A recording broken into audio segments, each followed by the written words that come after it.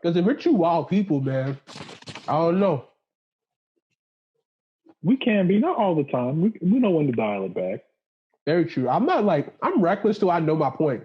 I'm not reckless like some of these people, man, I be seeing out here just be reckless until like destruction.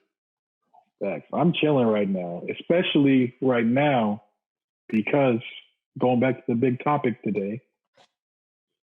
Coronavirus. Man, it's been crazy. Good transition, by the way. But thank you. It's been crazy just how times and norms have changed like that within a month's time. So many things that we do now we can't do, you know, which is good for me because it's helping me save money. But like, you know, I will say this. Mama, I'm sorry, but I will be at the bars like at least 3 to 4 times a week. And that's when I was like working downtown. If I was working downtown, I'll probably be in the bars like every day. But it's not like drinking every day. You know what I mean? But like I'll be there because I work downtown. All the bars are downtown. Yeah. I'll go there for lunch, eat, maybe get a drink with lunch. Maybe Mondays are dollar shot days. I mean, it works kind of stressful, you know what I mean? But like, I mean, I was definitely especially Mondays. Mondays, like, man, I gotta go through another week of this. Yo, it was dollar day at Barbary Coast. All right, oh my god, this is gonna sound bad, but fuck it. I think I mentioned this before in the first Shelby episode, I think. But I used to play a game. Also at the Huss, it's my favorite bar I like to go to downtown, and they have a $3 menu. You get 6 wings, $3. You can get like tachos, like a big basket of tachos for $3. You get a burger for $5. Like you had like a dope Monday special, right? So I would mostly get like. Look at how much these plane tickets are to you. 6 wings for $3. Yo, and then you get 12 for $6. And they're good wings too, bro. The kitchen is so good. The tachos is the best deal. Tachos or do the chicken tempura bites. They're like, you know, tempura dip chicken tenders. Dip them in sauce with fries and tots for $3. You get all that for $3. That's the best deal for sure. So I will get that, and then I'll get like my drink. My drink right now is like if I go to the bar, my first drink my summer drink was a whiskey sour. Tastes like lemonade, delicious. I'll get a whiskey sour, 1 drink, get me some food, $6 I spent because Wells are $3 too. But so if I know I'm about to go back to work in 5 minutes, I'll go a little bit more up the street to Barbary Coast, who has dollar Wells, and I will play this game. I get 3 doubles. 3 doubles, chug them as fast as I can. I used to go there so much where I pay for like drinks that were like, I paid $5 for drinks that was worth like $10, $12. He's like, just give me 5 and be straight. That's with tip. Mm-hmm. And so I would take the shots. I would take 3 doubles quick. Boom, boom, boom, out, dipped. I think I paid $5. I tipped 9. Anyways, I'm a good tipper. I just want to make that known. But took 3 shots and I walked back. It's about like a block. It's about like a block and a half from work. Mm-hmm. Walking. The game is get back to work before the shots hit you. And so I'm busting it back to work, walking fast paced, brisk, come in, open the door, clock back in. Whoo! As soon as I stop, that shit said, stop. Boom! The Jones will smack me. I'll be like, oh shit. Like, I would be like, but because Mondays used to always be the slowest days. And I'll always work on Mondays. It'd be the slowest days, but it'd be so much funner. I'm so much more bubbly with the customers. Like, I'll make more tips, which means that I can get chicken nuggets after I get off of work from Cookout. Like, those are the days. Cookout. Oh man, I miss Cookout. Dude, I used to live, so my apartment before I moved here used to be right behind Cookout. It was literally a 5-minute walk or like a 30-second drive. Like, that's how close I was. And I would literally every night, like, because if I would make tips, like if I was like broke, like I would either steal food from work, candy and shit like that, just to eat, or I would like if I make $2 in tips, that's 10 chicken nuggets from Cookout. 214. I knew the numbers. 214, what was it? 321 for 15 chicken nuggets, 428 for 20, a 20 piece. Come on, son. I lived off chicken nuggets that summer. Or if I actually got money, then I'll just get a tray. You know, I get a cooked chicken nugget tray for about $502 after tax. That's obvious, you know. But I'm like, never that I moved. I'm across town a ways now from Cookout. Mm-hmm. Thank God. Thank God. I can't keep doing that.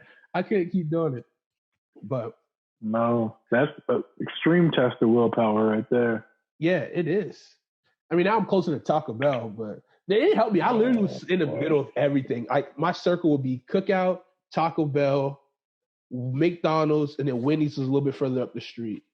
But like everything's so close to me now, so it's just like, because I mean, I live right next to the college. So I mean, of course, it's like accessible and stuff now. So, man, those are crazy times. But like now, like, you know, I don't really do much. Like because I am an essential worker, and you are as well. Yes, am I? So like my schedule is pretty much wake up early, go to work. You know, sometimes I get lucky. My job will give us lunch some days. I got lunch yesterday, Wingstop, beautiful. But I would, you know, go eat at lunch. Like for like a month, they got us lunch, which was nice. It was one less thing I had to worry about. So I was also saving money. And then I'll go home. I'll go straight home. Like I went like a couple weeks straight without even like turning on my headlights because I get off work by like 8. You know, actually no, I lie because we reduce hours now. So I get off work at 6. So you know, it's still daylight now because it's getting closer to the summer hours. So like I would just be home or back at work. And then, you know, of course I'll have like maybe 1 or 2 trips out and I'll be going to Target or like Aldi to get my groceries and that'll be it. Like I don't do nothing else, you know? And it's just, it's weird, you know? It's like, it's really weird, especially now that it's like nice. And this is the perfect time to start going back out, going to the patios, you know, drinking, talking to hoes, you know what I mean? Like all that stuff. But yeah, man, it's weird. Yeah, I'm the same. As an essential worker, like not much has changed, like schedule wise. Like you still got to go to work, you still come home, still got to pay your bills. But now there's like, you can't cut loose. Like you can't go out, you can't blow off some steam. So like you're just stuck. Yeah, I have a lot of steam to blow off. You know what I'm saying? Like I got a lot of steam. Oh man, yeah. Like you work at Target, right? So what's that like? What is it like? Because I mean that's like, I mean it's the grocery store. It's the place that people go. But I think your Target's a little bit it's not a super. Yeah, Target. it's not a super Target. Like we have a grocery section, but it's not like a full market. Like there's no like fresh produce. Like we don't sell like bananas or corn, apples, no fruits and veggies like that. But yeah, our governor here in Michigan actually set out a mandate that stores aren't allowed to sell furniture or indoor or outdoor furniture. So a lot of people that are home, they want to do like clean up their yards. They want to organize their yards. They want to buy like a patio set. Right. They just redid their porch and whatnot. Can't buy it in the store. Right. It's pretty dumb. You can still buy it online and have me go get it for you and then bring it up front. And then if you order through the Target app, it'll give you a drive-up option where it'll be brought out to your car. Or if you just order online or want to go in the store because you got other shopping to do, there's an in-store option pickup. But yeah, it's been keeping me busy. I've been doing like probably at least 100 orders a day for the last month myself. Like that's just me. That's not including the other people that work at Target. A lot of people are doing their essential shopping. But to me, it was funny. Like the first, not funny, but interesting. Yeah. The first 2 weeks after everything, after coronavirus like really came to a head with like the NBA season postponement, aka cancellation. Mm-hmm. Just watching what people were buying. Like at first, everybody bought up the like Lysol and masks and stuff, and hand sanitizer, alcohol, and stuff like that. Toilet paper. After that was toilet paper. Okay. Like that was like the first like 2-3 days that we went through all of our hand sanitizer and stuff. And after that, people started buying up the toilet paper to.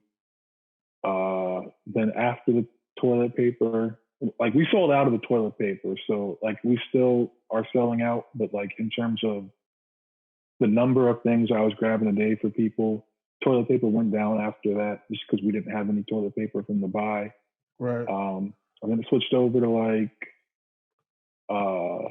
vitamins, vitamin C, the emergency, mm-hmm. a lot of just health and well-being stuff. And then after that, a week, like had to be like a solid week and a half, 2 weeks after it all happened. Then people started buying up the snacks, and now they just can't stop. Yeah, you can't keep nothing in stock. There was a lady who was mad the other day that we didn't have Lysol. I was like, "Why are you yelling at me? I don't control that." Like, right. Yeah, I think people who are unreasonable about this stuff is just like, do you understand like what's going on outside the world? Some people don't like. I don't know. Yeah. Please be kind and courteous to your essential workers. Retail, food.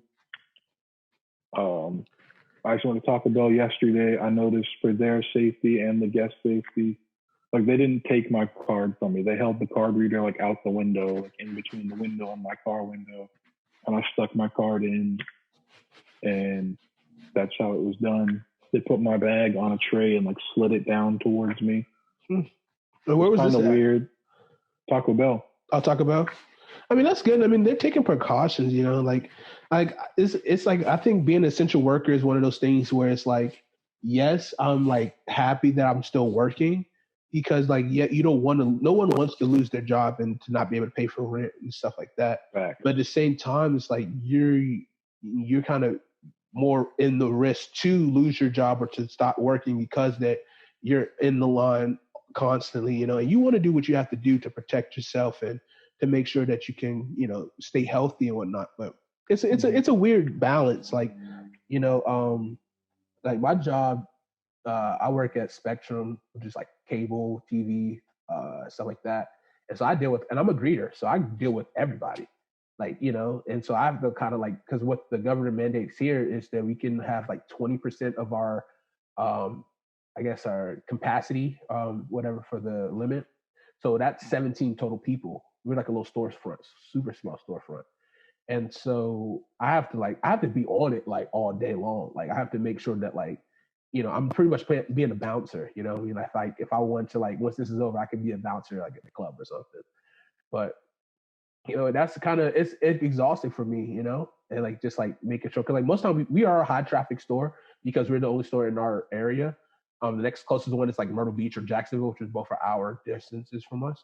So, so we get a lot of traffic. We still have a pretty big size city that I live in, and so it's just like, you know, constantly being like with, you know, dealing with customers. It can be exhausting, and then especially with like you never know what these people like. There's still a lot of people that keep coming in, you know, and oh yeah, and like because I was going to ask you that like what's the foot traffic like? Because I mean I understand for Target, but for like I get because like we're deemed essential because I guess internet and TV is like essential things, especially if you're going to be in quarantine.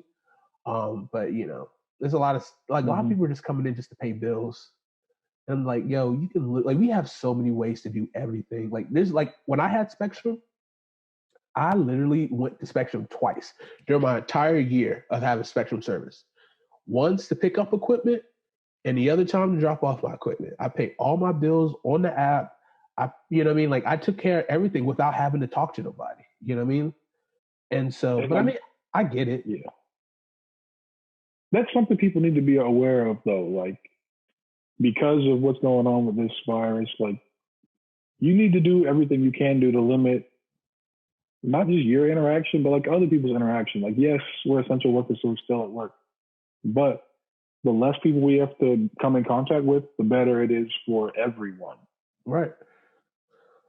Exactly. Because it's like you don't know, because like you do not know who the people I have to see every day. And I don't know the people that they see every day. So it's just like it's such a big number of people. So like that could cross contaminate, and that's how the spread happens so quick. Is because Exactly. if I go to work and I see 200 people a day, and then those 200 people see another two more people, so that's like 400 people. It just multiplies so fast, and you just don't know. And and there's a lot of things you can do to just to be safe. Like I wear masks when I go to grocery stores, and just to make sure I'm not getting anything, or gloves or stuff like that. But at the same time, it's just like just make sure you're just not going to be all over people. Make sure if you feel sick, like it's a lot of simple things you can do. Practice simple things like, it's actually I had perfect timing. In March, I decided March was supposed to be my month because like once I just started working inspection in February, so I was like, okay, I'm starting to get my checks, getting ready to get some bills taken care of first. But then like in March, I was like, all right, I'm gonna start focusing on my health and start like doing like buying supplements to kind of get my gains back up right where I want to be. So I actually bought some supplements that works on like your immune system, and like I've been down them things every day, and like they've been really good stuff. Like, and it's like I can feel a little bit of a difference, in my like, energy. I have like a vitamin C. I take allicin, which is like the active ingredient in garlic. That's also really good. I'm taking this stuff called astragalus, something like that. That's like a Chinese herb that's really good, and it's Mm-hmm. something else that I'm taking. I'm taking a combination of those, which I got it. All these suggestions from Ryback. His name is Ryan. His name he used to be a wrestler, but now he has his own nutrition supplement company called Feed Me More Nutrition.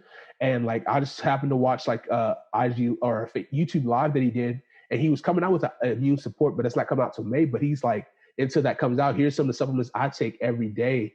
And it's like he's like, I haven't been sick in like 8 years.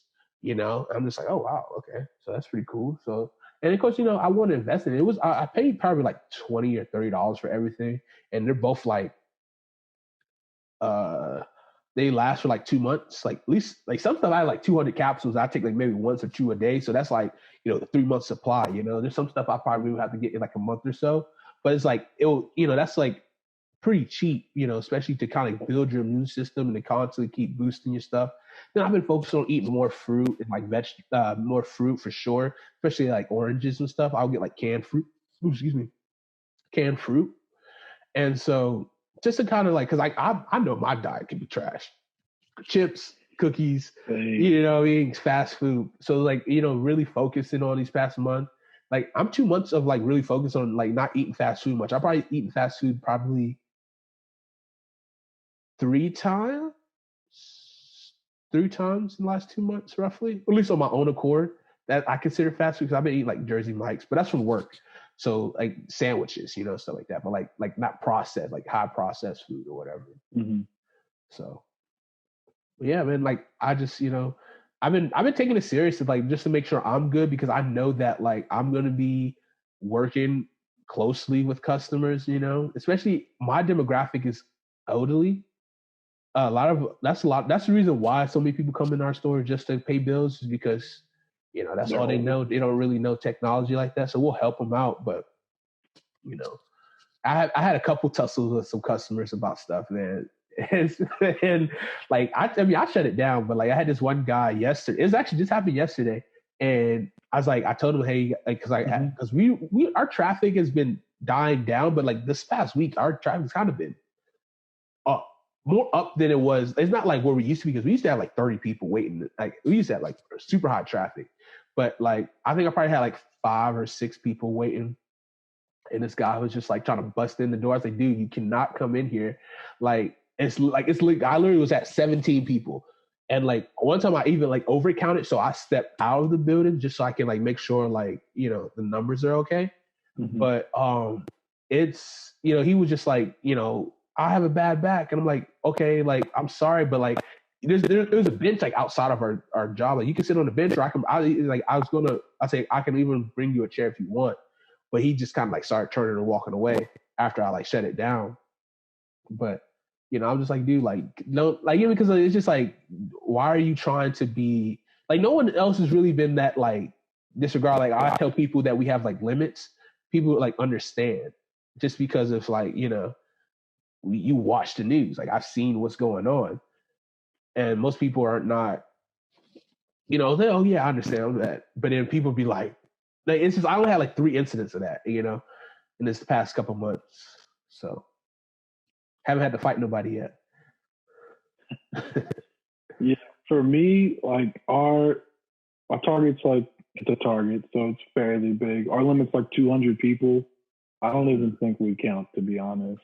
Yeah. We don't. I mean, we usually get 200 people at a time anyway. But so I haven't had that issue. But we're not accepting returns right now because of this. Smart. Like we don't know if you're sick, you go home, you contaminate it, you come in. We on a shelf. If there's nothing wrong with it. Like it's not a broken thing. Like let's say you got, I don't know, you bought a new waffle maker, and your husband bought a waffle maker on Amazon and had it delivered, and you didn't know, and you came home with this still in the box. Like nothing's wrong with it. You bring it in, we put it back on the shelf. So now you've contaminated the person who received it from you at the guest service desk. You've contaminated the person who wanted to put it back on a shelf, and you've contaminated any guest who potentially comes in and wants to buy it. So it's 3 more people you just contaminated. Not to mention all the 2 people who you contaminated can now contaminate. Right. So it's just a lot. So we're not taking returns, and most people are understanding of that. But there have been a couple of people who like get mad about it. It's not anything we can do. It's like a corporate mandate, so we can't.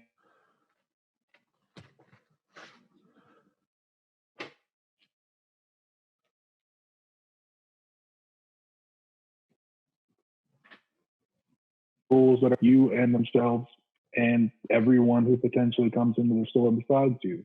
Like right. It's not all about you. It's for the good of everybody. Everybody. Yeah, some people get rude, but please don't. Yeah, we don't want to deal with it. For real, like it's already enough that we have to deal with. Because like, you know, I try to do my best. Like we when I get them, because I have roommates too. Like I try to like kind of stay to myself. Like I have a schedule. Like I literally every time I come back in, for the most part, like I'll shower again just to clean off. Like I wash my hands constantly. I sanitize constantly. You know what I mean? Like I think I've like made it to where I don't touch my face as often. And like if I do, trying, but like I'm struggling. this, you know, I'll use like my inside of my shirt, you know, or you know, I do that so bad. But like if anything, I might touch like right here, you know. But then even still, if I do that, I'll get me some of this. You know what I'm saying? No free advertisements. You know, and I'm just like, you know.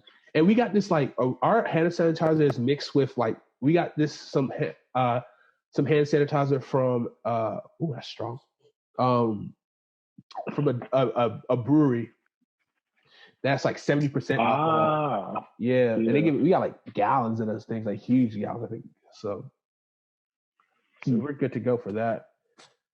But yeah, I mean, for the most part, I mean, I do my part to try to, you know. I clean, like I sanitize like the machine that he uses to make payments. I sanitize the handles, like everything constantly throughout the day, just to make sure that, you know, I'm helping out. You know, I try to help as many people as possible. But yeah, it's tough. I mean, up here. Never mind, we're good. Okay. Yeah, I mean, it's tough for sure, just because, like, you know, with everything going on, you just try to do your best to kind of get by and to get through. Like we have a lot of dead moments, but like I've now, because I think I'm 2 months officially into my job, that like, I'm enjoying like, kind of, this is more time to like talk with my coworkers and kind of bond and stuff like that. And like, this is kind of like one of the first, I wouldn't say first jobs, but like more recent jobs, like everyone's like more mature, you know what I mean? And everything, but at the same time, not really. Now start to, meet some of the people, like understand people and stuff like that. So, but you just gotta make the most of it, really, like for sure. Especially because like now when you go home, like, because I mean, right when this started going off, XFL was popping. You know what I'm saying?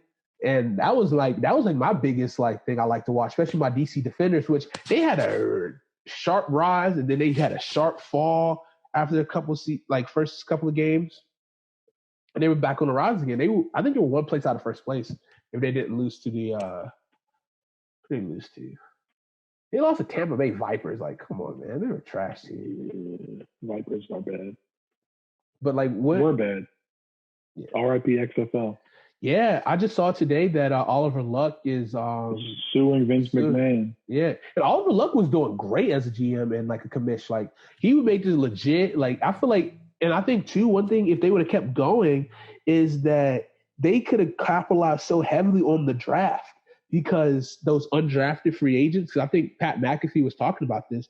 He was saying that like, yo, like you could kind of get like those guys who, didn't really get. Who didn't get drafted, but then it's like, well, you can go try to make a practice squad or something like that on the NFL, but why don't you come down here where you can start and really get your name out, get another year of tape under your belt? I'm like, oh. There's actually one player, Kenny Robinson. He's a safety. I forget what team he was on in the XFL. Oh, he played for the St. Louis Battlehawks. Yeah, he was on the Battlehawks. Yeah, because he was supposed to get like redshirted or something like that. He's going to be in the draft this year. So He could get drafted. He probably won't be drafted on Thursday night, but Friday probably, or maybe Saturday morning early. He's supposed to be like a third, fourth round pick. So that's what's up. The end of Friday night or the beginning of Saturday morning, day 2 or 3. So that's dope. Like I forget why he left college. Like he left West Virginia. It was like didn't play issue there last year. Yeah. It might have been an academic issue. I don't want to say that for sure because I think he got ineligible for something. Instead of sitting out a year, he decided to just go to the XFL and play and make money, but then also be able to still enter the draft a year later. So yeah, I mean I feel like it was a good league and like it filled a need. Like there needs to be a league that helps develop some of these college players into NFL players. Especially because what was it? AAF was last season. The NFL Europe League was so was big too. Like that's a part of Kurt Warner's story when you hear about his going into the Hall of Fame. But it was good too. Like it was way better than AAF. The social media teams were hilarious. Like I love the DC Defenders social media page. They just killed it. There was the beer snake that was freaking awesome. But they also broadcast games on ESPN and Fox, like big networks to where it's accessible versus like CBS Sports Network. You probably have that channel, but you probably don't even know what channel it is on your sports package, It was easy to watch the games. It wasn't the best talent, but it's still the first year. It was still, finding the identity of the type of league it was going to be, And so, a lot of players did get opportunities. A lot of players did get signed to NFL contracts, which was really awesome. Like PJ Walker signed to your team, Carolina Panthers. XFL MVP. Put some respect on his name. Yeah. I mean, I thought that 12 Gauge was going to, do a little bit better for the Defenders. He got benched for Tyree. He started off hot. He started off good. Tyree Jackson was good. Yeah, he was a little rough at the beginning, but yeah, he's still developing. Like I just wanted to see them. Like I just like the underdog. I think he's got potential. He does. He fits the mold of what a lot of offenses are going to. Strong arm guy who's athletic. He ran a 4.5. I think he ran a faster 40 than Cam Newton. I don't know if it was faster, but it was close. Yeah, I know. So I mean, he has the he can be an NFL guy. He just it's hard. Like a lot of teams don't develop. You know what I mean? Like I would say the last person I would say who's successful right now, who's developed and has been a starting guy to make money is probably Jimmy Garoppolo. Um, he, developed. Oh, I guess you could say Patrick Mahomes. You could say Patrick Mahomes. But Yeah, he's out of here. And then, but even still, he was a first round pick. You know what I mean? Like someone who was kind of like a later. I mean, Jarrett Stidham could be that guy this year if he gets the job. If he balls out, he won't be. What I mean? I just like those stories, like especially playing Madden and doing those NFL superstars where you like, you're undrafted free agent. Now you have to go. You play the college. You was a 5-star recruit coming in. I did the college route, right? So then I was like, I went to Clemson. I played a year, and then like you apparently like you're a 5-star, you get beat out by a guy. Then all of a sudden he gets hurt in like the playoffs, and then you start the last couple games, and then you ball out. Then you get drafted. I got drafted 4th round to the Bengals. Then I'm like, all right, I got to work. I got to beat Andy Dalton. I got to beat these people. Like I like that, like seeing someone do it. Like of course you want like, all right, you're gonna put a 1st round pick on this guy. Of course he's better ball out.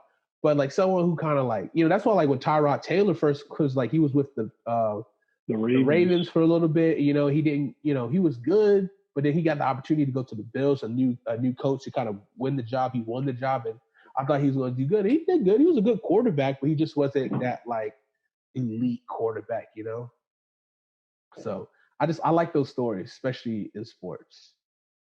Yeah, for sure. Speaking of, so we're talking about football. So I don't know when this is going to drop, but the NFL draft is this week, April 23rd, 24th or 25th, right? Is that the right dates? Mm-hmm. Yeah. So, yep. Thursday night, Friday night, Saturday morning. I am a diehard Redskins fan. HTTR, as much as it hurts to say sometimes, but this is the time where every fan can be a fan again because everyone's record is the same. 0-0, and we still can win the Super Bowl this year. And you're a Panthers fan? I'm a Carolina Panthers fan. I'm hurting this off season.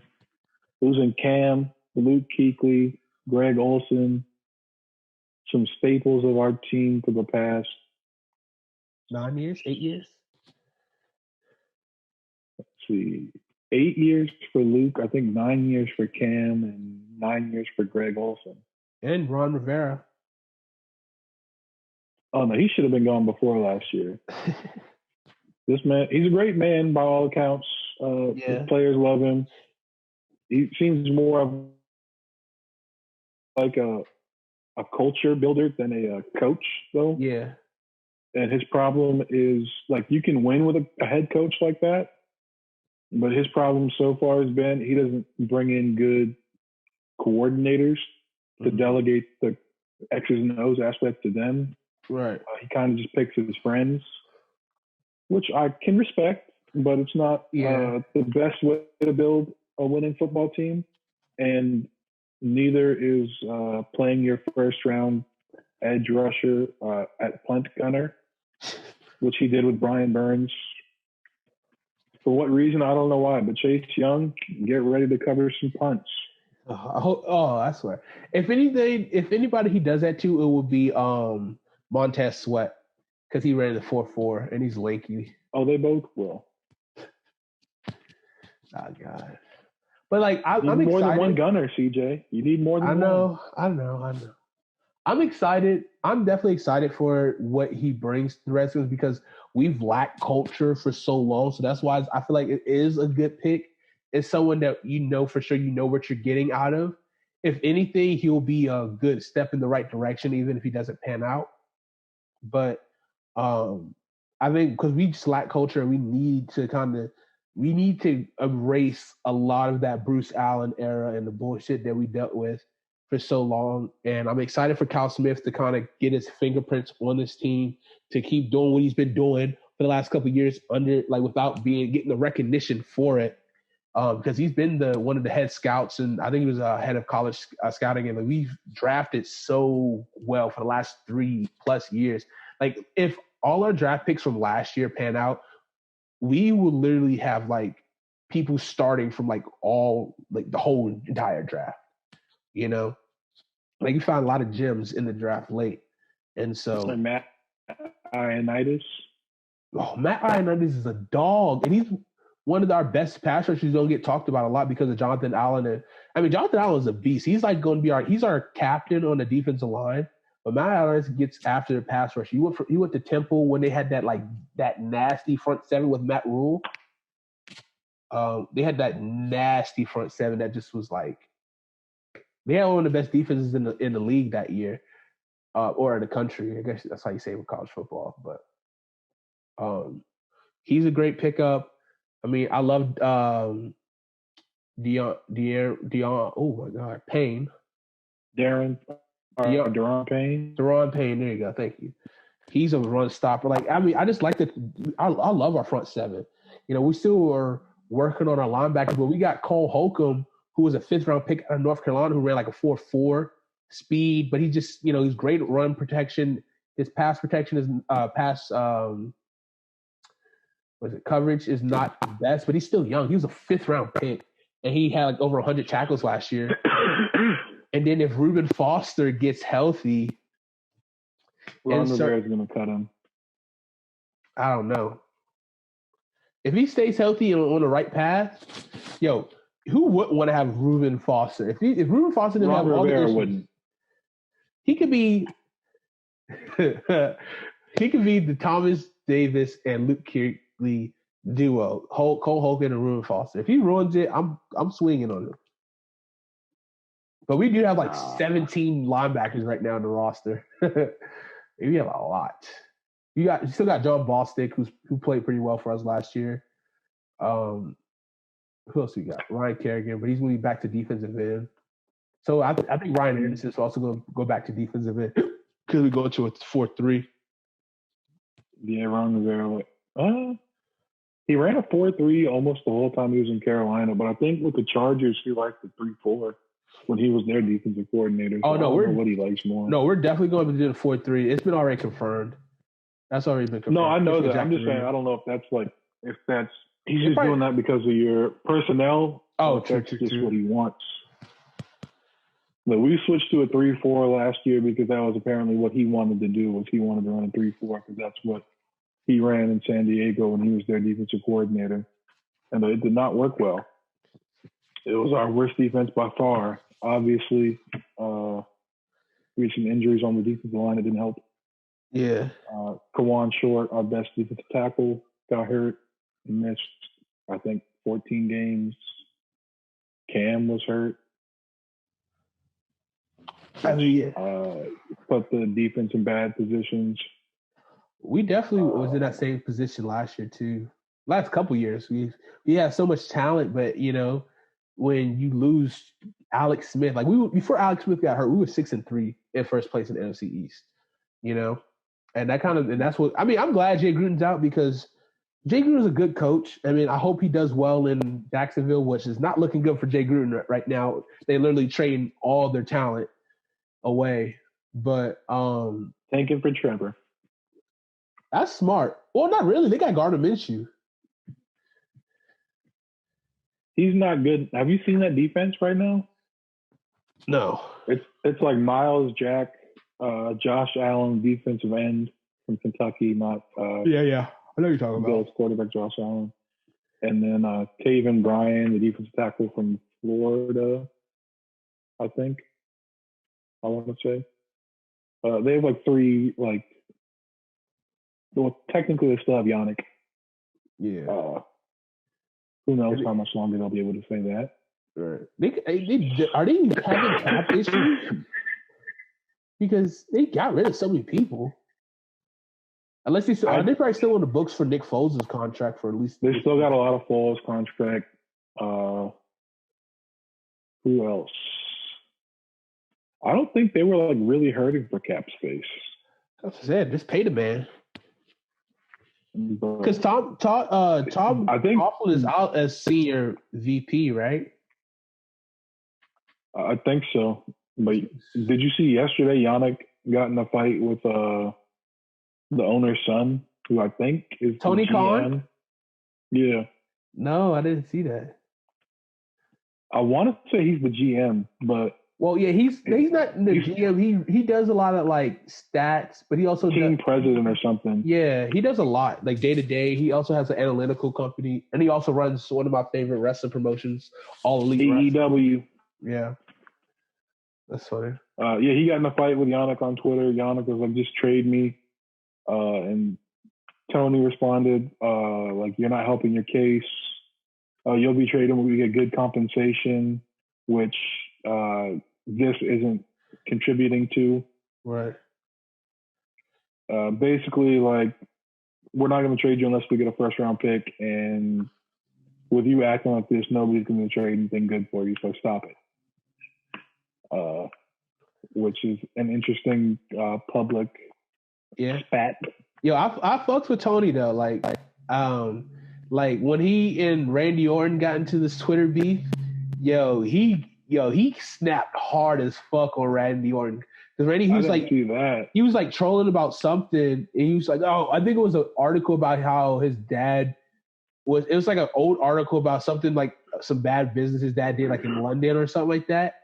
And he like said something about it, and then he's like, "Oh, do I need to bring up the fact that you used the N word on like something like recently, and think that was cool?" And then people just like, "Oh shit!" Like came after him. But yeah, the draft is coming up. This is a beautiful time of the year where everyone's excited. Hopefully, your team can make the right decision. For my team, the Washington Redskins, the decision is simple. It's easy. Chase Young all the way. What if the Jaguars offer you Yannick and I think they have picked 20? You take that? I need a second. They also have picked 9. What about just pick 9 and Yannick? That's tough. You move back 7 spots, but you get Yannick. You could probably get a tackle, or you could probably get Jerry Jeudy at 9. That would be pretty dope with Terry McLaurin. Score McLaurin. You could get Jeudy. You could get an offensive tackle to replace Trent Williams, who you would then trade for a second-round pick or a third-round pick, maybe. Yo, trade offers have been picking up for Trent Williams the past couple of days, and so we could get a first or a second. You're not getting a first. You could definitely get a second for sure. But I know the Cleveland Browns are one of the teams who are front runners. Cleveland Browns, Minnesota Vikings, and the New York Jets. And we know how dumb the Cleveland Browns are. I would take this trade. Even swap. Maybe. Okay. I'll give Trent Williams and a 4th-round pick to Cleveland for Odell Beckham. I don't think that's going to happen. I'll give you the 66th pick. 3rd-round pick and Trent Williams for Odell Williams. Think about Odell and Terry. That'd be nice. And then Kevin Harmon, and then we'll put Steve Sims in the slot. Shit, we might put Kevin Harmon tight end. Sprinkle and still. We'll have what's his name? We just signed him. He was a quarterback. Logan. Yeah. He was a quarterback at VT. Yeah, when the VT was drafted by the Cardinals, then he played for the Bills. Did he play for the Lions last year? Yeah, he's still developing, and I hope he can because I think they're trying to. We want to run a lot of multiple tight end sets, multiple back sets to put because we got McKissick or Javon. Yeah, I think J.D. McKissick. Him. He's going to pretty much be our Christian McCaffrey because he's so athletic in space. We got Peyton. You already had one of those though. You had Chris Thompson. But okay. I love Chris Thompson. Don't get me wrong. I love him. That's my brother, literally. But I don't know. He was just he was a Jay Gruden guy. It wouldn't surprise me him signing with the Jags because Jay Gruden gave him the chance. But he had a lot of injuries. He was small. He was good though. He was good. He McKissick's was even smaller than him. Is he? McKissick's like 5'8". Chris Thompson was 5'7". Oh, maybe not. But he's a smaller stature. But McKissick, he's kind of dynamic when he's healthy. I mean, we're stacked. Like honestly, my ideal backfield would be Geis and Bryce Love with AP coming in on third downs. You know what I mean? That's my idea. But like the thing is that Geis, he doesn't have that history of saying like, I'm good, yo. And it was just the 1 year when he had, or 2 years that he had the injuries, but that's the only injuries he ever had in his life. But at the same time, it's like at the worst times to have injuries, like right when your career hasn't really, But I know he's going to be a beast. Like the games that he balled out with last year when he came back. Oh yeah, if he can stay healthy, he's going to be a monster. Especially if you can improve that offensive line a little bit more. Yeah, we just need to. We need Christian. I think it's Geron. It spells with Geron.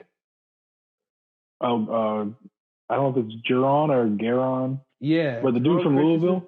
Yeah, Louisville. Tackle. He played really well. I think he could step in and be a good left tackle for us. And then Wes Martin, who we developed, who played pretty well at the end of last year, to step in at left guard. We got Brandon. We got who's our center? I forget our center's name. But he's a young guy, but he's really good. And then of course we have my dog. Morgan Moses at right tackle. I mean, it'll be a good offensive line. We just gotta stay healthy, of course. That's always what's been the thing. Yeah. What was I just saying? I literally just lost my train of thought so fast.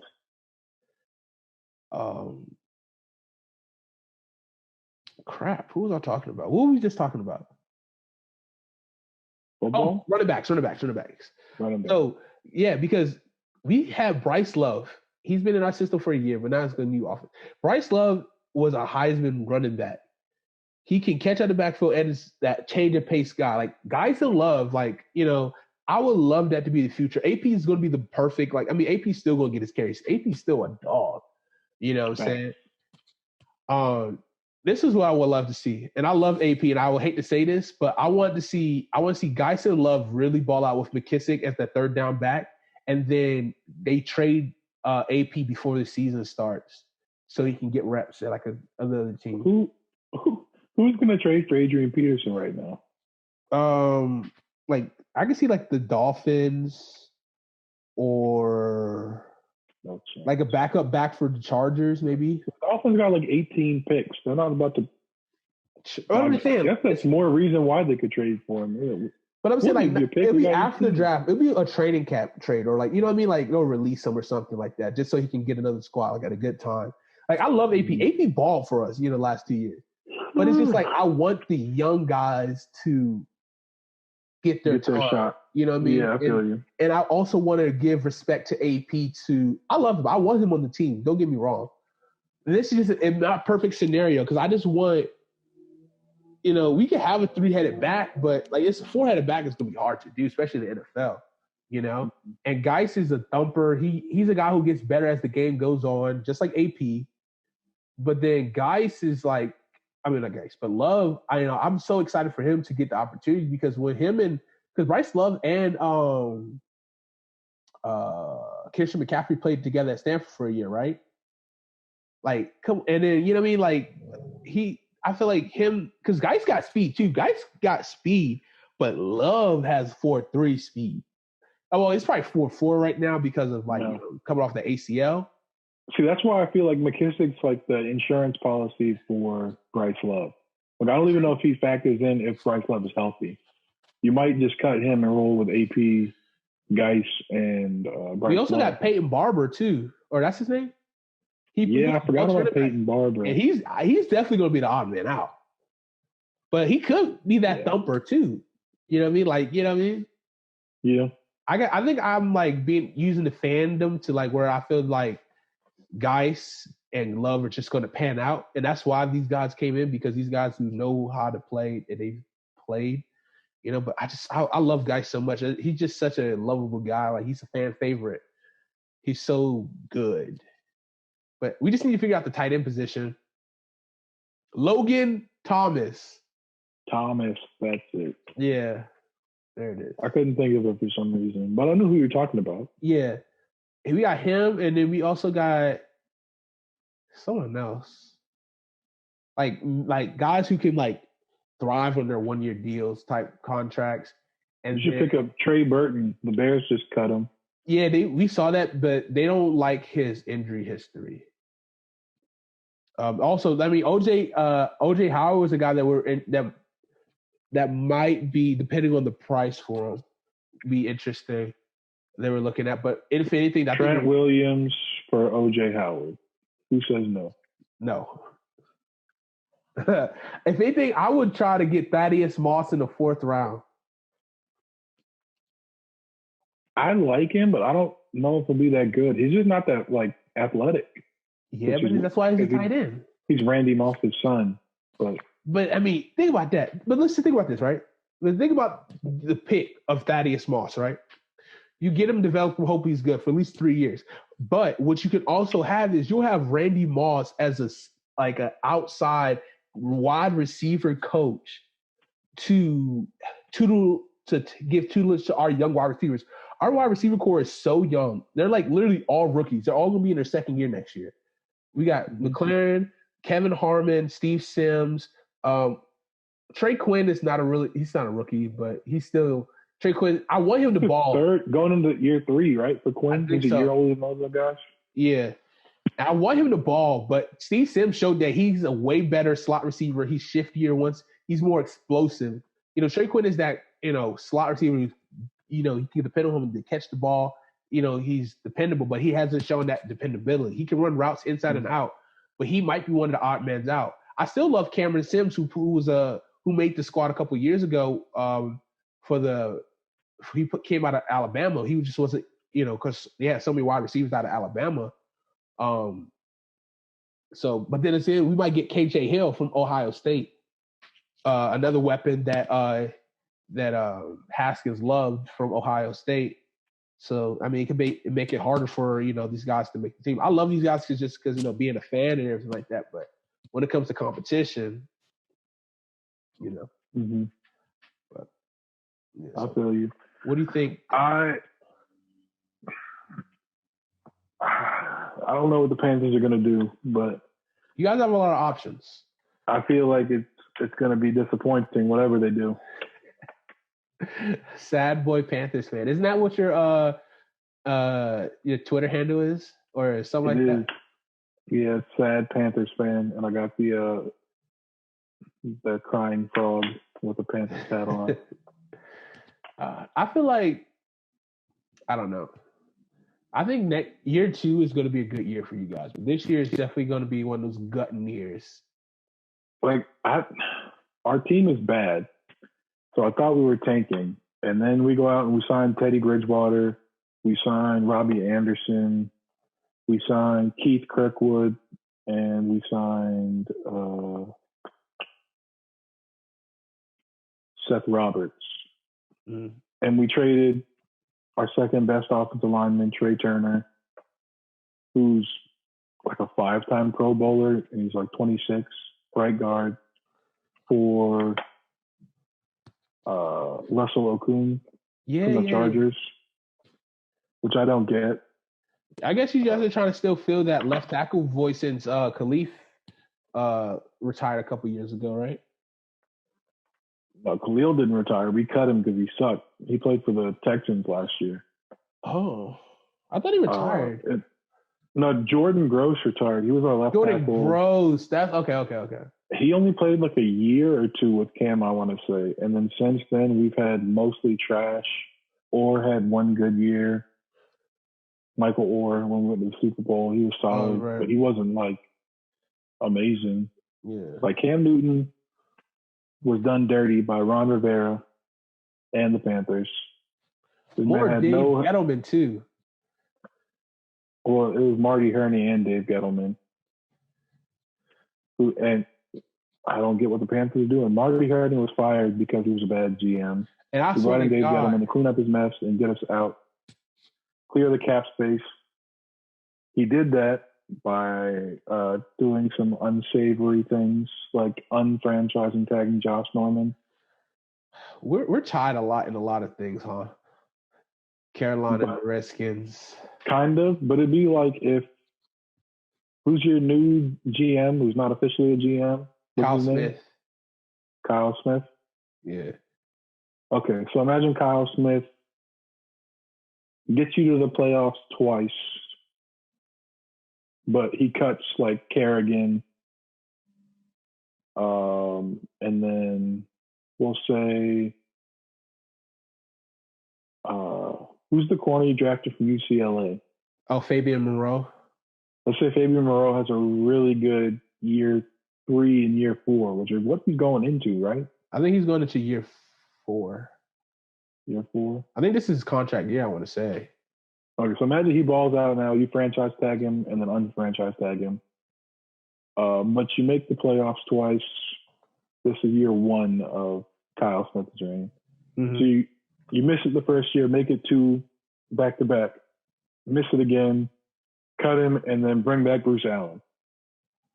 That's what the Panthers did, basically. Oh, okay, yeah. Okay. I get your frustration now. We brought back our Bruce Allen. Yeah.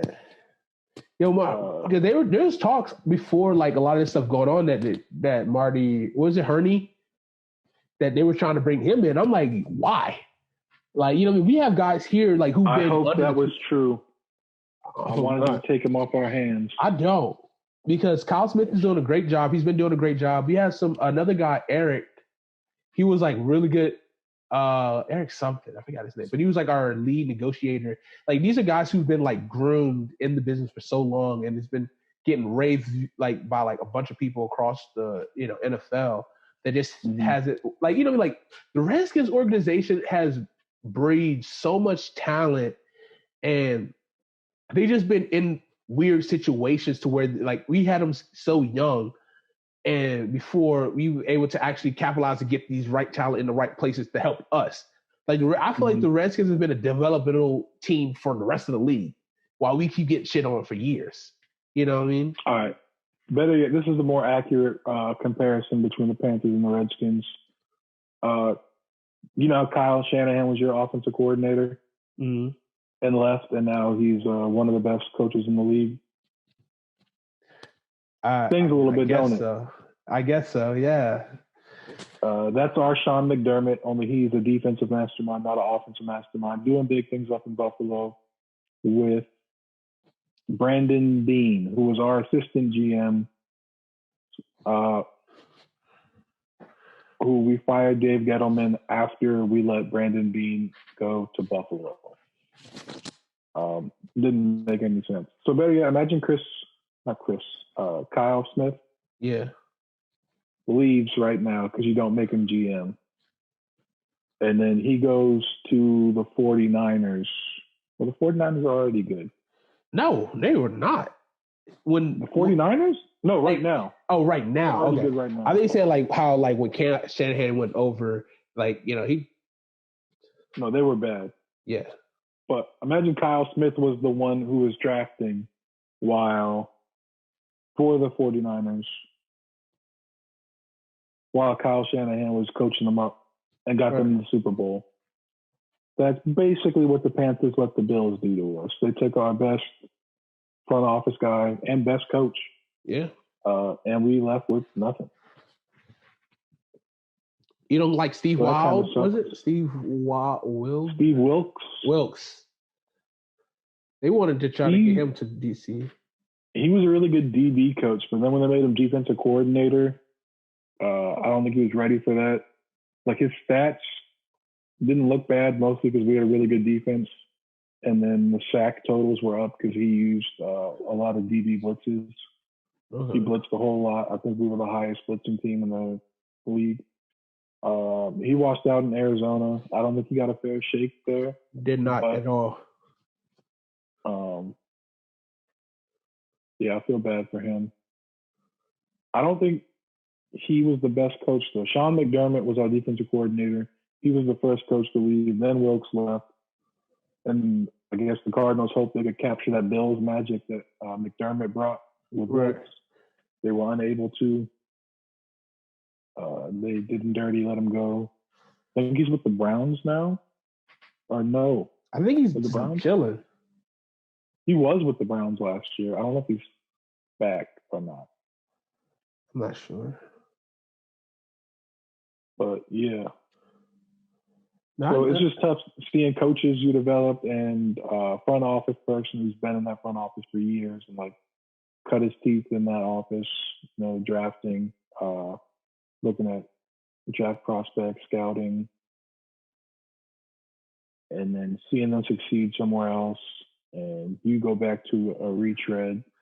And then I like the hiring of Matt Rule. He seems like a good guy, a lot of football knowledge. But I don't like that we kept Marty Herney, who we brought back for who knows why. Right. They could have just keep him into the draft and then let him go after the draft. That's what I heard, that he was going to get let go after the draft anyway. They was going because that's kind of like how the terms go for scouts and GMs. I think he's like stepping down as GM, but he's still going to be like involved in the front office. Like he's just moving to a different title. Okay. Which, I mean, he has nailed most of his first round picks. Like he's only drafted Cam. He drafted Luke. He drafted most of the Panthers' good players for that Super Bowl run. I think Josh Norman was one of his picks. Josh Norman was like a late round pick, wasn't he? Yeah, 5th round, I want to say. I think he was a 5th round pick. Hey, that coach. Like he nailed almost all his first round picks, but everything outside of that, trash. Yeah. Like I think Cam and Luke's drafts, the 2011 and 2012 drafts, I don't know if like any of those players were on the team after the end of their rookie contracts. Half of them I don't think were in the league. Right. So like not just missing bad. Right. No, I feel you. Like I think that's one thing I could say that like since Scott McLuhan was GM, like and he brought in his scouts, like he's really changed the culture, at least changed the scouting department and how well we've done. Like I think I follow Redskins today, or I'm on a bunch of Redskins pages, but one of them was like doing like a countdown of like all the draft picks for the last 10 years in each round, and like we've had so many good 4th round, 3rd round picks, like Kirk Cousins, Jamison Crowder, Fabian Moreau, I think was in that one. Let me pull it up real quick. So I was just like, wow, that's a lot of good depth picks. Like, and then they did our 1st round picks. Let's see. Here it is, yeah. All right, so Redskins last 4th round pick, 6 offense, 4 defense. So we had Bryce Love, Wes Martin, Troy Apke, Samaje Perine, Monte Nicholson, Jamison Crowder, Ari Kwanjo, Bashard Breeland, Philip Thomas, and Kirk Cousins. So it's like a pretty good mix. Pretty good, yeah. Like we got a lot out of RG Kwanjo. Bashard Breeland just won a Super Bowl. Kirk Cousins, of course, is doing his thing. Wes Martin still could be pretty good for us. And Troy Apke is really athletic. He can run. Yeah, he's fast. I think he ran like a 4.38 maybe or something like that. He did. You seen the combine video of Dion watching him run? Oh, yeah. He's like, oh, wait. Oh, he can run. Yeah. So, I mean, we got athletes. And, like, that's a good thing. Like, we getting good depth. Let me see what else. This is the 3rd round picks. So the last 10 3rd rounds, we had 8 offense, 2 defense. So we had Terry McLaurin, Jerron Christensen, Fabian Moreau, Kendall Fuller, Matt Jones, Morgan Moses, Spencer Long, Jordan Reed, Josh Lebis, and Leonard Hankerson. Like, that's pretty good. They're like getting really good depth, get value in the 3rd round. Like most of these guys, like, I mean, Kendall Fuller's go. I love Kendall Fuller. Terry's going to be great. Morgan's solid. Jordan Reed could have been the greatest of all time. Fabian's still really good. He's 1st round talent. He just did. I just Scott McLuhan loved Matt Jones. Yeah. He played for the Battlehawks this year. He cut the dreads off and everything. It was like a whole new man. But yeah, I just hate like how Fabian Moreau has been treated. Like try to put this man in the slot and make him look like he get exposed, but as soon as he puts him in the outside where his natural position should be, 3 picks in 2 games. Like, come on, man. So he should get like him and Kendall Fuller should be great on the outside. Then I love that we got Sean Davis, Max mixed up with Landon Collins at safety. You know, and Troy and Everett are definitely going to be great depth. Everett was our special teams captain, but he can ball at safety too. So if he, has a breakout year, he could be wind up starting. But like, I like our safety. Who's the corner you got last year too? From James Madison. JMU. You talking about porn star Jimmy? Yeah, superstar Jimmy Moreland. I love him. I love his swag. He's a ball hawk. Like when he training camp year, he balled out in training camp. I think he's probably going to be your nickel corner. 100%. 100%. He can play outside too, though. But I mean, he's 5'7", though. He's like really short. But he's a big time playmaker though. He had like 18 interceptions at JMU, and I think most of them are like his senior year. I think he had like 11 of them. So sounds right. He's good. I mean, I like the talent that we're drafting. It's just that our coaching has been god awful. Like literally most incompetent defensive coaches I've ever seen in my life. Some guys you shouldn't even like, I hate saying this, but like some guys you shouldn't even have NFL coordinator jobs. You know what I mean? Greg Minuski is a freaking idiot. Like a freaking idiot. Like, and one thing I've heard that Jay Gruden did was like Jay Gruden had opportunities to get some really good coaches in here, but he got Joe Barry as a defensive coordinator one year. Like the fuck, Joe Barry? He was a defensive coordinator for the Detroit Lions when they went 0-16. Like, you know what I mean? Like he got guys that he knew that would like if he would have lose his job, they wouldn't just like get him as the interim coach. That's the kind of guys he kept bringing in, which is like that's fucked up. It was. I mean, I get it. It's smart to keep your job, like survival. I get it, but he needs to go to the Bill O'Brien school of keeping your job. Oh yeah, but those two wouldn't get along though, because I mean, they both are offensive minded coaches, and they're both trash. I mean, I hope Bill O'Brien can't get fired. True. This man took another job. He should have been fired as a coach. He took the GM job. Now he has 2 jobs. Stinks at both. Stinks. Like, how does Stephon Diggs is great. He's good, but he's still raw. He still has some things to prove. But DeAndre Hopkins is a stud. Like, you should get 2 first-round picks for him. That's how good he is. They got a second. And David Johnson, who's post good. David Johnson, if you would have said David Johnson in a second like 4 years ago, I'll be like, oh, he got decent. That was a decent value because I mean, David Johnson was the fantasy guy, But injuries piled up. I mean, he could look. David Johnson could change everything. He could come back this year nasty and got like one of the best values. Like he was a good back. He was like a Christian McCaffrey before Christian McCaffrey, in terms of that all-purpose back, like a Le'Veon Bell. But he just, I think he had an Achilles injury that really messed him up. He had a couple. So, I mean, that's tough. Like, that's real tough to do. So, but man, this draft should be exciting. I don't know. I'm ready for it. Excited face.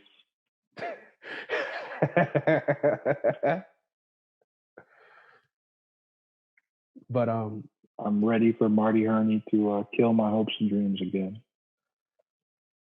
Well, hopefully he might surprise you. I mean, like you said, first round picks, you haven't really missed on first round picks. So hopefully you can get the most out of it. And with this new, so we know you want Chase. Oh, 100%. Can't blame you. I want his teammate Cornerback Jeffrey Okuda. Yes, Okuda's nice. Lockdown corner, best corner in the draft. Hopefully he falls to 7, and the Panthers don't let him fall any more than that. Well, okay, so I want Chase first and foremost. But if the only team I'm willing to trade down with would be the Miami Dolphins, because they can give us 2 first-round picks, which we should get 2 first-round picks, period. 2 first rounds in a second. I'll take that to move up to number 2.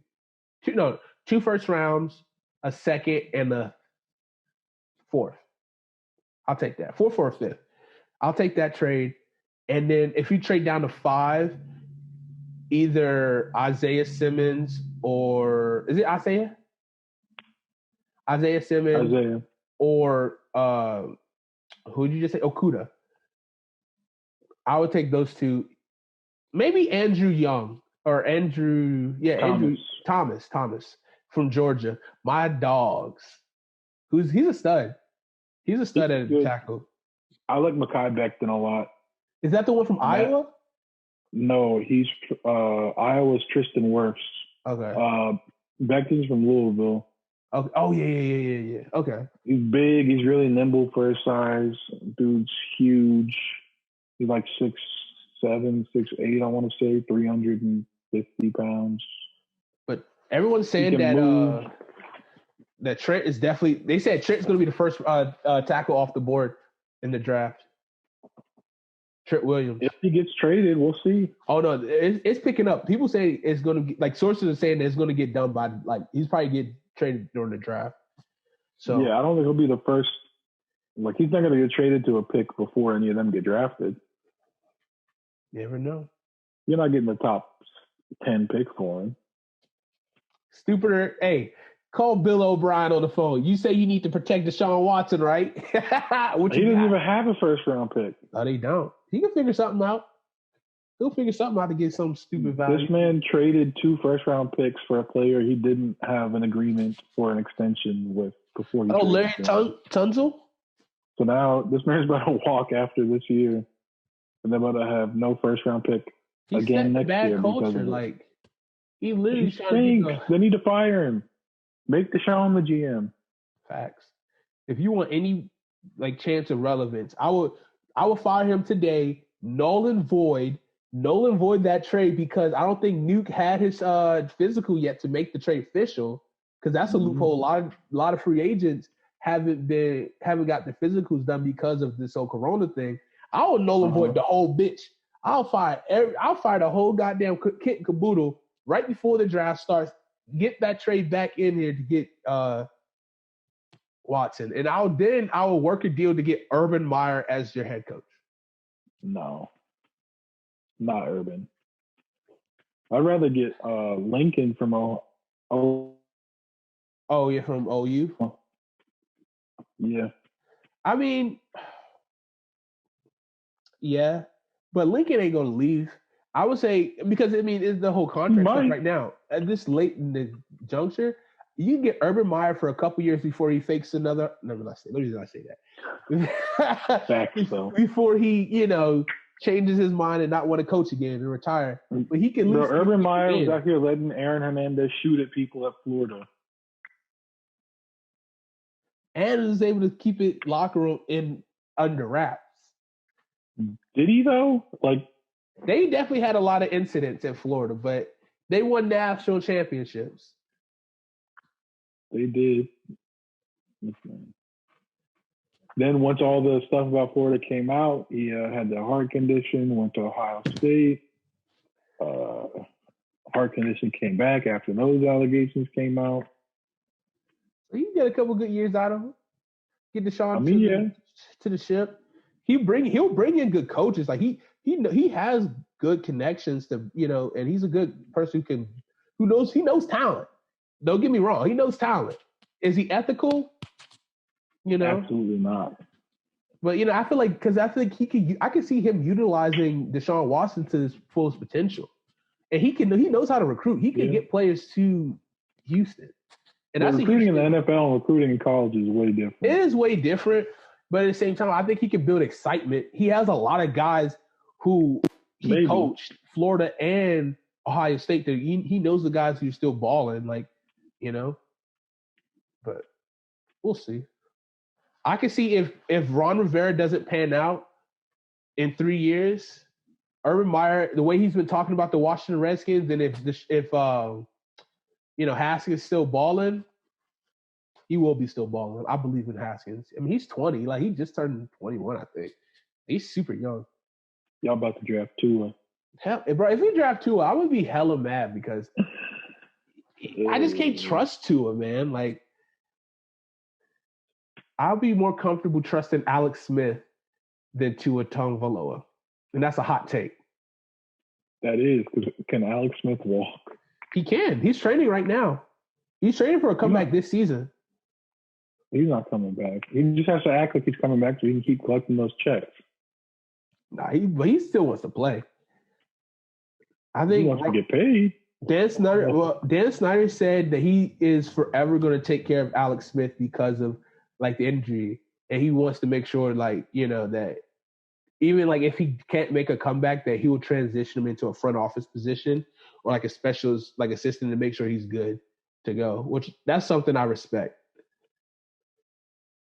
But true. But Alex Smith is a great quarterback. Like, he is a great quarterback, and not about great. He's good. I mean, he was able to. Like, he got really, like, under Andy Reid's system, he put up numbers, and even the year before he got traded, he had his best statistical year.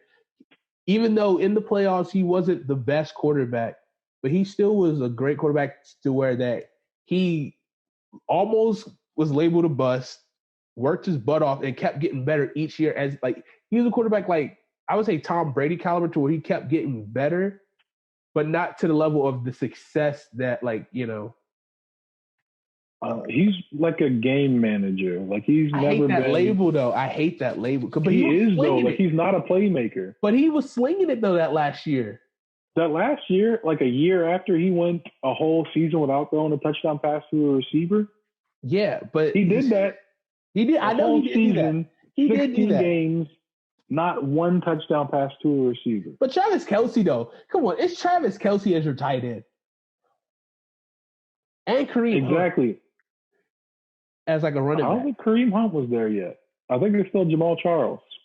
Nah, Kareem Hunt was there with Alex Smith that first year, his last statistical year. Yeah, he was there then. He wasn't there when he didn't throw a touchdown. But Travis Kelce, though, I mean, he's one of the greatest tight ends. Like him, and Greg Kittle. George Kittle. Yeah, him and Kittle right now. Fucking up. And maybe Ertz.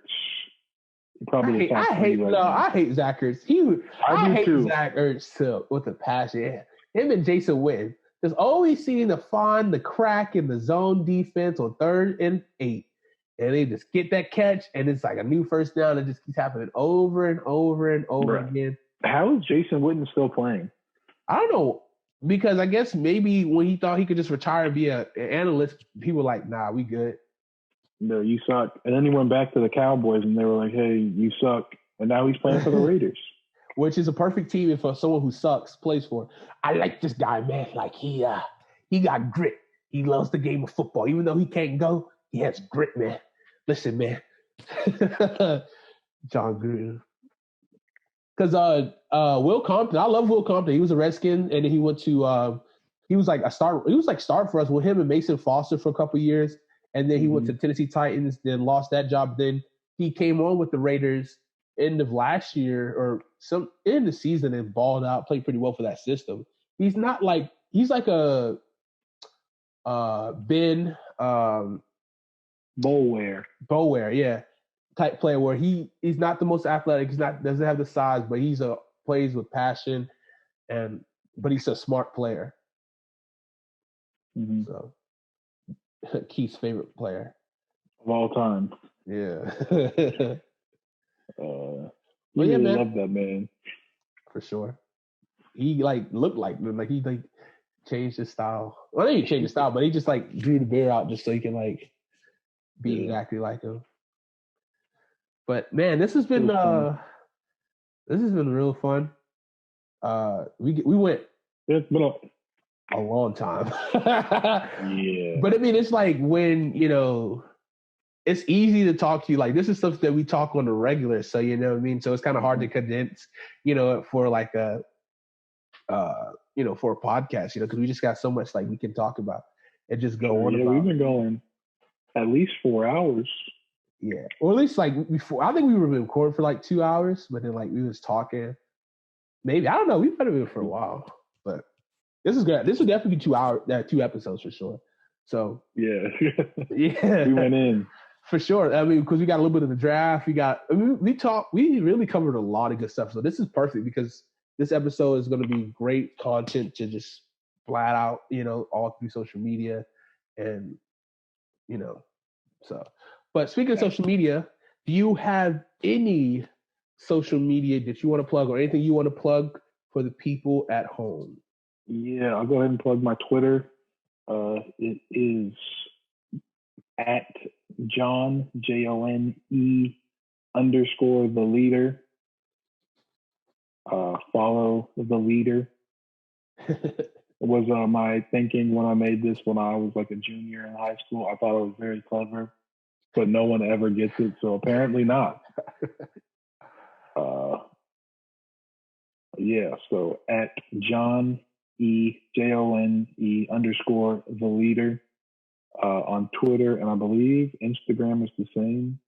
Although I don't really get on Instagram like that. I think your last post on IG was probably just like 2017. It was 2017. It's been a minute. I had short hair the last time I posted on Instagram. Your hair's like I don't anymore. To your butt. A bun right now. No, it's not that long. It used to be. I remember I saw a picture. Your hair was like long, bro. Like to the end of your back. Maybe if it got straightened, it's like pretty low down my back, but it's not usually straight. Okay. That's what's up. But yeah, follow me, Twitter and IG at John JONE _ the leader. Yeah, man. I definitely appreciate you coming on here. We went deep into the archives of our friendship back in high school, get a little insight on me as well. You try to pin me. I listen, Maya. If you're listening to this, Maya, look, so it's funny. So you know that picture of us at prom? It looks like me and Maya are like went together, but we didn't. Cause like she wore the yellow dress and had like the gold. You know the one? It was like the big group picture. I think. Is it on your Instagram? It might be on my Facebook. Let me see. I don't know if It's an old one. It's like I gotta go deep in the archives. I know. I'm looking. Let's see. Yeah, I don't. I will send it to you after this. All right. Yeah, I got to see it. Prom was a good time. We didn't even mention the team. The team. All right. So this is what we'll do. We'll record a part 3 to this. Like we got to record. We just have so much to get into. And we could talk. We could do. All right. So this is what we'll do. We'll do a part 3 to this talk next week. We'll talk about the team and more crazy shenanigans we get into. We could talk about our party life, and then we'll get into sports talk. We'll get into post-draft. That'll be post-draft. Exactly. We'll talk about how everything happened. So, yeah, man. Yeah, because the team goes back to how outgoing we are. Yeah. Like I would say we're both not very outgoing by ourselves, but when we get together, especially when we're comfortable, and we had that group like the team. Yeah. We went a little wild. All right. And I got a story about a specific person that I'm not going to say it now because I want to tease it for the part 3. But there's there's a girl, you know this girl who I'm talking about, that I am going to profess my love for part 3. So you got to stick around to see part 3. Which one? You had too many. I can't keep up. Oh, chill. Don't try to No. But thank you again, Jonathan, for joining in on this awesome part 2 edition of Inside the Box. I guess I might do part 2 / maybe episode 11. We might as well just get a couple episodes out of this bad boy for advertisement reasons. So we probably could. We got a good bit of content in. We got a lot of content today, but it's easy. It's easy to get content with you. So thank you again, Jonathan. Thanks. You're welcome. Anything for my number one best friend. Hey. All right. So hold on, I'm gonna do my outro. So thank again for listening to Inside the Box with CJT Creation with my good pal, my best friend, my number one, Jonathan. And this was episode 11 and /10 and 10. So it's a 2-part, 10 and 11. And I hope you enjoyed this, and be on the lookout for part 3, where I will reveal this person that I had a crush on. I'll even spice it up even more. I had a crush on this person since 5th grade. We went to school for that long. Slight crush on her since 5th grade. And I'll let you know part 3. And then maybe I'll even tag her and we'll get a whole thing going. We'll see. Anything for the clout. But they do anything for clout. Hey, like always, keep it creative.